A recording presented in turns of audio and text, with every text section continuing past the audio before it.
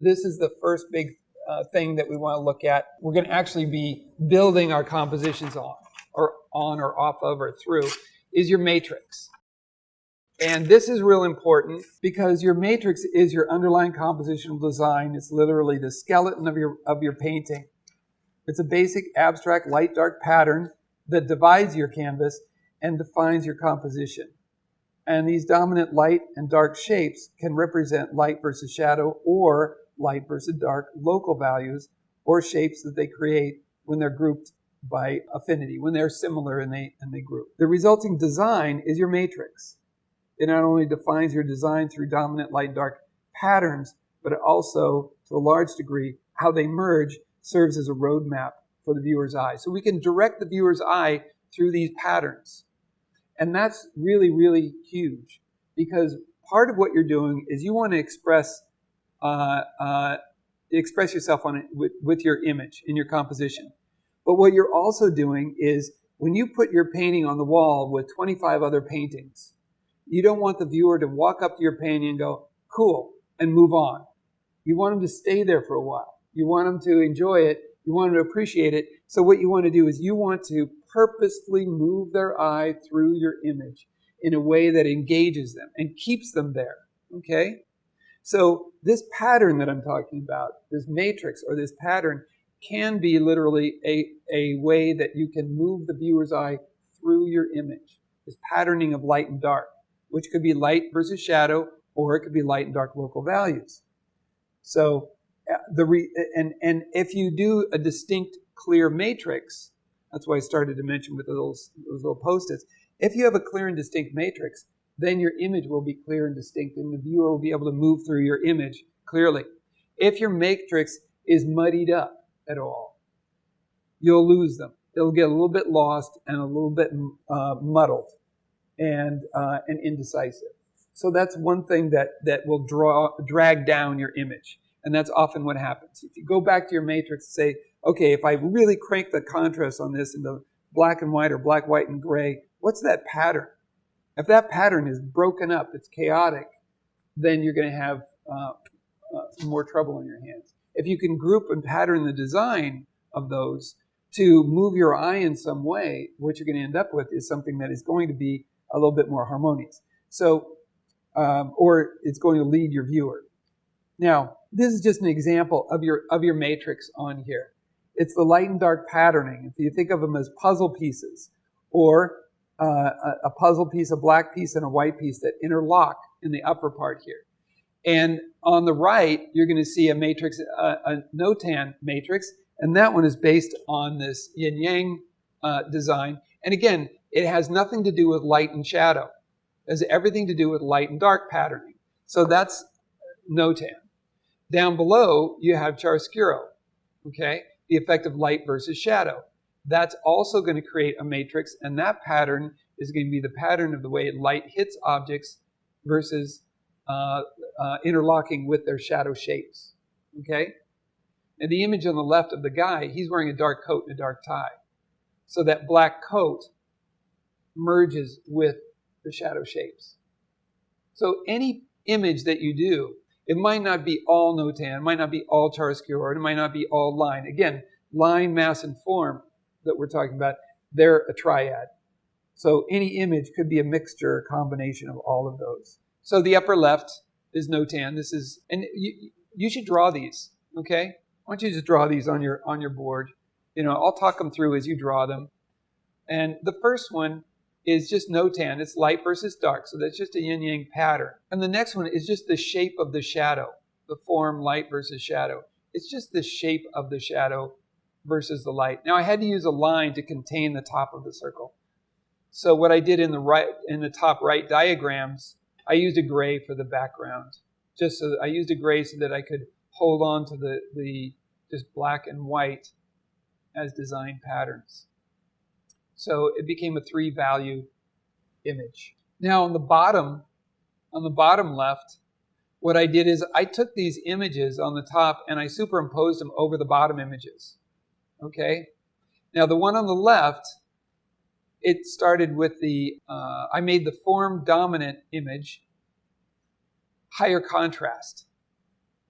And so it looks like the patterning or the yin yang pattern is actually just kind of barely, it's subordinate to the high contrast or the dark shadows. And so by making one more dominant, one subordinate, I can bring a little clarity to it. The one just to the right of that on the bottom left, I made the shadow shape less dominant, so there was less contrast on that one. And having a little less contrast, it makes that yin-yang pattern more dominant. So that makes that image more notan dominant. Just because the light shadow or light dark shapes are more contrasting than the light shadow. So it's a balance of what's more important. Is it the light and shadow that is stronger, or the light dark that is stronger in contrast? So when you think of a shadow shape, the shadow is the shadow here, but also here. You think of it all as one shape, because that's what's happening. All of this locks together. That's why he said it's kind of like a puzzle piece. Think of it as a puzzle piece where it's not a shadow on an object and it's cast shadow on the ground. It all merges together and becomes one. Okay, so that's the form. On the other hand, we have this, right with this.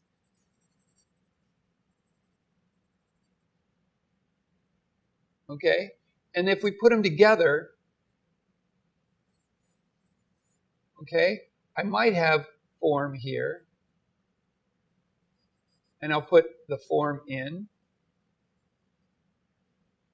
But then I'm also going to put this in, the pattern on here.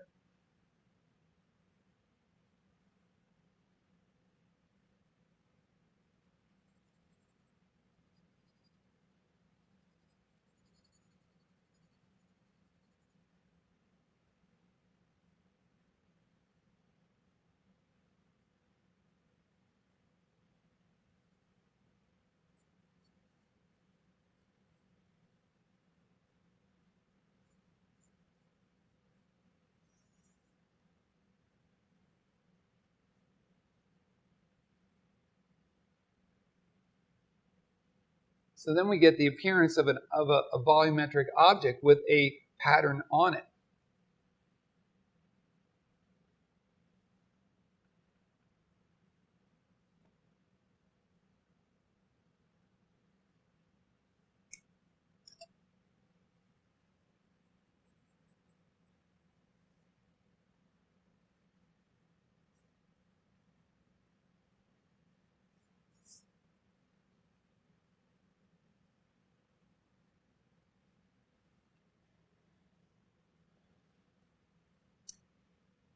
Now I can take this and make the shadow. What I'll do is I'll make the shadow dominant on this. I'll make this one. So what I'm going to do is I'm going to make this more form dominant. I'm going to make this shadow contrast darker. You see, and by making this darker, it makes it feel like there's a more intense light source on it. You see? So it's much more form dominant. If I want to make it more notan dominant, I'm going to have the strongest effect with the light versus dark. I'm going to make sure this is my greater contrast.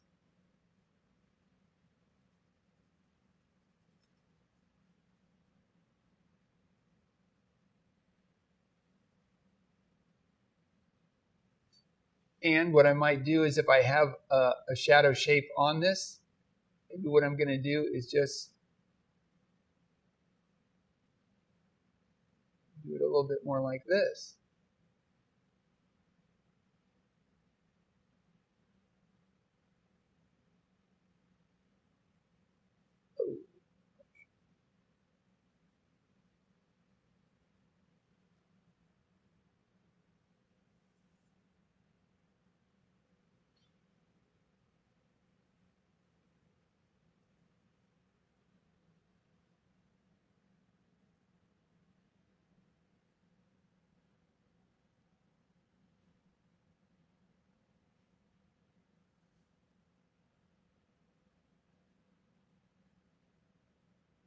So I'm softening that edge up, and I'm keeping this hard.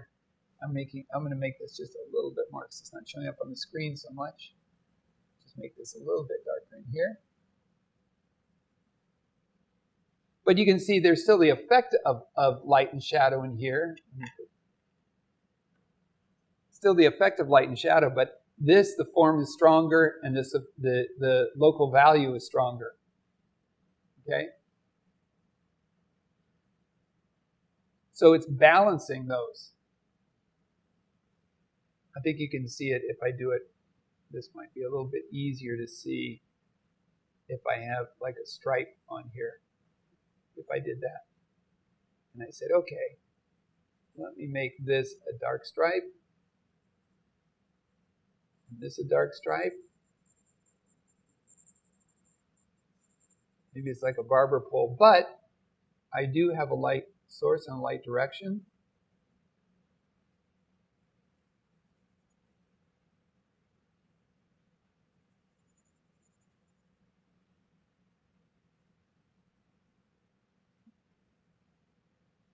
You see, so even if I have a light and shadow, the contrast between light and shadow is not as strong as the contrast between light and dark.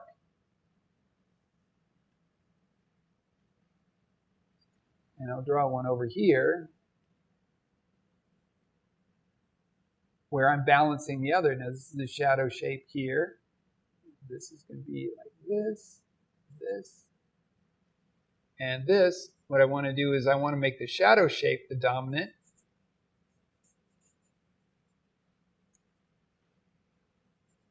So I'm running it into this, I'm doing this shadow shape, and I'm going to make the local value a little less contrasting.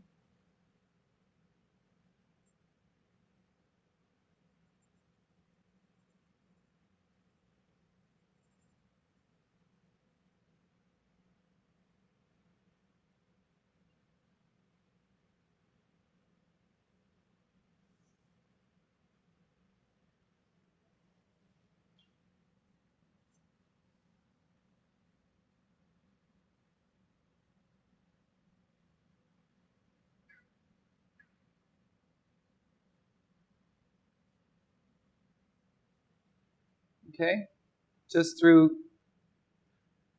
dominance and subordination. I'm just playing with local values versus light and shadow. So designing our matrix based on this idea that's what you want to look for. Okay, because you're gonna lean towards one or the other. It's completely subjective. When would you want to make something more form dominant or want to make something more notan dominant? And I would say that's more subjective. And it's really a choice that you would make in the design that you're creating. These are our tools, but one doesn't ride over the other as a dominant element. They're just the things that we have as tools. So they're tools to help us express ourselves. So you have to make the choice of where you want. Now there's many artists that will lay things out in a dominant or a notan dominant foundation, and then they'll put form or enhance the contrast of light shadow where they want your focus. They'll bring your eye into the image in that area. John Singer Sargent is one of those people. He was in around the Impressionists, and they were mass dominant. He would eliminate all the folds and wrinkles, a lot of those folds and wrinkles in the dark suits and stuff or white dresses. Simplify those and bring the higher contrast right around in their face. And by doing that, you look at the painting and go, wow, look how much form. But if you scale down that image, for instance, if I draw over here, I can draw a portrait. Let's just say I've got a portrait of someone sitting like this or standing like this. Okay? And what I've got is it's dark. You know, the background might be dark back here.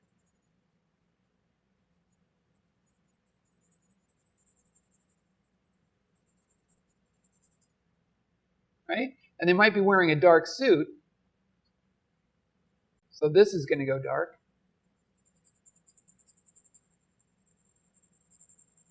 Might just disappear into the darkness down here a little bit. Okay? And let's just say a light source is coming this direction. Well, then maybe, and they're looking this way, then maybe they're going to have a shape something like this.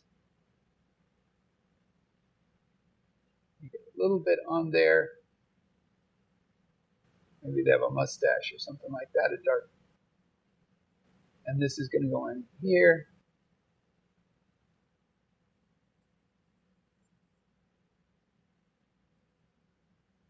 Maybe they have dark hair as well. So this would be, they'd keep this dark.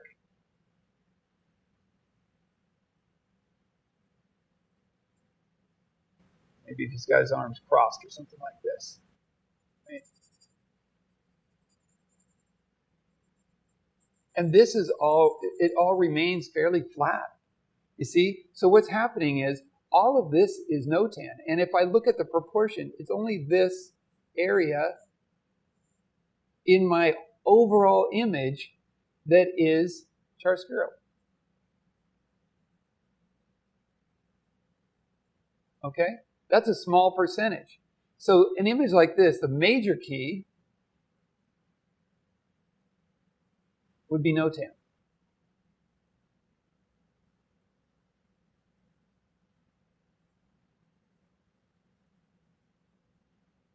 Now, your question about where would you put one or the other, you can change up your mode to direct your eye. The audience will never know it, but that's what you do. Here's an example of this little model that I did down below, the notan image and then chiaroscuro and then the combination. Now what I did is I set up the model with a strong light in the first image, a figure set up, and then what I did is I flatly lit her with high contrast. So those are the two scenarios, okay? You have high form on the left side, so the matrix is the black and white patterning of light and shadow, and on the right, it's the patterning of light-dark. So all of our images are a combination of the two. So here's form again, and we're looking at 3 values, or 4 values actually in here, of the light shape, the shadow, and then a reflected light, a stronger reflected light in there. And this is more notan. Okay? Now, is there a little bit of a shadow in here? Yeah, there's a little bit under his chin. But he had strong, dark-colored eyes and dark brows. He had a little bit of a goatee, you know, under there. And if you look at this image, what I chose to do here was, I looked at it and said, okay, there's 3 basic values. There's the black of the background, the medium value of his sweater, and the lighter value of his face. That's the initial lay-in. Now I looked at the 3 areas and I said, okay, out of these 3 areas, which area has the greatest amount of contrast? His face has the greatest amount of contrast. His sweater has the next amount of contrast, and the background has very little contrast, except for the broken edge around the outside. You see, so I can design things, basically set it in 3 values, and then I say out of these 3 values, what contrast is greater? My eye goes there, and then less and less contrast, I'll use it to move around. Contrast, notan and chiaroscuro. Here's a good example. This is an image painted by Ottavio Mazonis. And Mazonis' painting here, let me try to get the whole in there. Mazonis' painting in here, it's mostly notan. You see, it's mostly, he's artificially adjusted the values so the light and dark patterning has the greatest contrast. Do you see that? Is there folds? Yes, there's folds. Is there form in there? Yes, there is. But it's minimized. He reduces the contrast there and increases the values of his local values, except for one little area. There's one little area where he's rendered a lot more form, or the contrast between light and shadow is greater in one little area. You see where that is? The guy's face on the right. Well, that happens to be a self-portrait. That's him. So he is the most important person in that picture. Whoever fell off the cross, it doesn't matter. He is the more important guy in here. Charles Hawthorne, this painting is about notan. Again, he learned from Impressionists, and American painter who learned from the Impressionists, and that's what he was learning from them. Breaking up our matrix, this pattern is checkerboard. It's boring, it's monotonous. This is a little bit more interesting, but still flat and monotonous. This matrix is a little bit more dynamic. You know, it sits as a silhouette though. This is a silhouette. You know, this Tinkerbell is a silhouette. And that doesn't express any form either. It's just a black mass. It's the shape of the silhouetted shape of the character. This image, what I do with this image is I reduce the amount of contrast in the mid-range and really separate it into light versus shadow. And when I did this on the computer, you can see where it separates. Now, if you like doing more figurative work where you're using chiaroscuro, you're going to want to design your pattern this way. Okay, this is where you're going to be pushing that. Again, even on a simple design, this is based on light versus shadow. Here's a combination of the two. Okay, the cat has black on it, the cat has white on it, and a strong light. Even the white turns into black in the shadow area. And this is like that Sargent painting. That design pattern that you see so strongly in that painting, even the light dress goes to black or merges with the black in its pattern like this. And that's what you see in that arrangement. So it's the combination of how your light-dark pattern fits. It doesn't all have to be no-tan or all chiaroscuro. It's the combination of those two. So it's breaking those things apart a little bit. Understanding fully that it's either one or the other that's having the effect, but they merge together. And it's how they merge together that we need to kind of start looking at and breaking apart, rather than the technique of rendering. Because if we don't look at these things this way, we end up just looking at the painting technique instead of its value as its design value. The question is, do you want to make an image that is predominantly dominant mass or predominantly form? To be clear, you would. It's almost like dividing your canvas. You don't want to divide it right down the middle, or you don't want to be vague and unsure. So and sometimes it comes down to either if you're painting a landscape, you're painting what you see, it's going to be the condition of the time of day. And or it might be what you want to say about it. Or that's going to be in combination with what your personal bias is. If you like more mass dominant or if you like more form dominant. Just be clear. That's the main thing. And your matrix needs to be clear. And now the image right here, this image, this is form dominant. Okay? Now you see the light shapes, and a lot of times people get confused with this, but the light shapes in this pattern are the effect of light coming in the window striking objects. You see that? The white parts down on the lower left and lower right and along the silhouette of the boy, those are the result of the light bleeding in and hitting those surfaces. Those aren't light objects. Those are the result of light hitting objects. So that's chiaroscuro, even though it's pretty obscure. In this image as well, there's a lot of breakup and a lot of confusion in here in some areas, but it's really about the light direction that's hitting these objects, and it's separating light to shadow, and things are grouping that way. It makes interesting groupings where the bottles are all interesting pattern. It's a zone of this pattern, and then the windows in the back have a different shapes altogether, but they're still light, dark shapes. And even though this image is confusing, I wouldn't say confusing, even though this image has a lot in it, it doesn't seem terribly confusing to read. Okay? Might be confusing to paint, but it's not terribly confusing to read. Here's a painting by Valentin Serov, mostly no-tan, and chiaroscuro around his face. You see the shadows on his face? Bring your eye up in that area, and then the little shadow of the little picture on the wall behind his head, it's, he's giving you a little bit in other places. It's not all black and white. He's, easing you into that area, leading you through there. A Rembrandt, extremely chiaroscuro, right? Even his white shirt turns to black. His skin turns to black in shadow. That's really chiaroscuro dominant. Here's another Serov painting that is no-tan dominant. Okay? So it's a flatly lit image where the contrast in her clothing is the greater contrast in this image overall. See, there's a subtle shadow of her nose on her cheek. It's very subtle. It's there's not that much contrast. But there's a great amount of contrast in her clothing, okay? And when that local value, and her hair, and her eyebrows, and her eyes, when that contrast is dominant over the light and shadow pattern, well, then it's Notan dominant. Another comment that came up, or a way to explain a harmony, creating a harmony in your design. In this situation, if something is like a checkerboard, that's real monotonous. If your design is real monotonous in your light and dark pattern of your matrix, it would be, if it's like a checkerboard, it's monotonous. If it's all broken up too much, all over the place, it will be discordant. It'll feel like chaos. There's nothing gluing it all together. It's just pieces and fragments.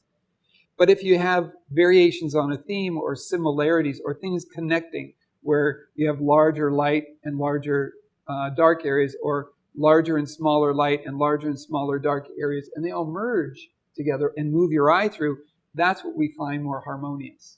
That's how we find a harmony. And a harmony will sit somewhere along this timeline, okay, or design line between monotony and discord. Harmony is somewhere in the middle. It's not some other ethereal thing. It just sits in the middle. It's the connection of those two. I posted up here some other student work, because my assignment to them, and this is what I'm going to ask for you guys too, is take a few images and break them into Notan and chiaroscuro. Okay? And there's some examples here on this page. Sargent, this was a Notan image, a Norman Rockwell Notan image that a student had broken down. Another one, another Rockwell image. There's one from The Incredibles, another Rockwell image that was broken up by this light-dark patterning. Now here's chiaroscuro. Here's a Rockwell painting that was divided. The strongest contrast is between light and shadow. And you see these light and shadow shapes are what drive your eye through the canvas. They move your eye through the picture.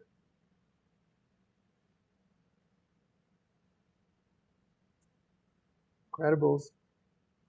Here's a Sargent painting where the light and shadow is dominant. It creates the dominant contrast and the dominant shapes within this image. And then there's a combination of these things, of chiaroscuro and Notan dominant. There's a Sargent painting too, where some of the figures feel like they're in the foreground. They're all light-dark patterns. They're all in the shadows, but there's so high contrast and they're light-dark. I think these were the bead stringers Venetian bead stringers. You can take a look at that image online and stuff. You can see that. And then there's a shaft of light in the background, and that's the effect of form in the background. They're all Notan dominant, but there's a shaft of light in the background that divides the canvas, and that's that form element that's dropped in there. So there's a variety in there. And it enhances the quality of them feeling like they're ambient lit. Here's a Norman Rockwell image. That's a combination. The boy was completely silhouetted, and the character in the background was broken by light and shadow and Notan, because he has a very contrasting outfit on. Some more images of both.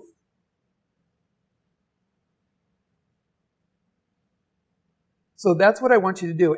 And these are all black and white, but you can use a gray. I mean, they went to some extremes to make it just black and white.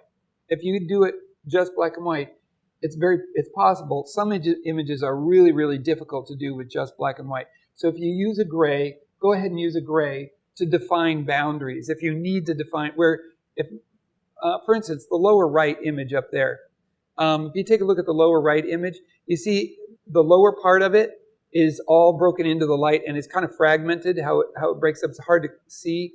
The woman on the left, it looks like there's a frame or a window partially, and then it disappears. Now, maybe that would be a medium value somewhere in there to help define the boundaries in there.